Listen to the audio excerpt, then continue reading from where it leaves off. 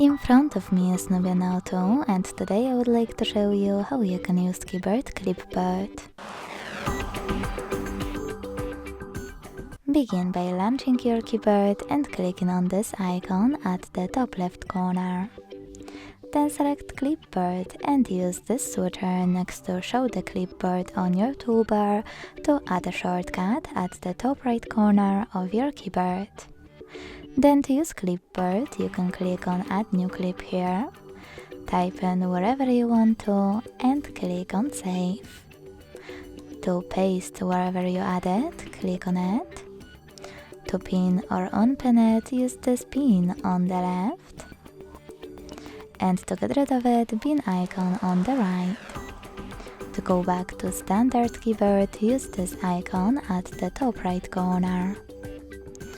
If you want to, you can also just copy or cut any text. Tap on it at the top of your keyboard to paste it, or click on clipboard icon and paste it by clicking on it here. Thanks so much for watching. If you enjoyed this video, leave a like, comment and subscribe. Bye!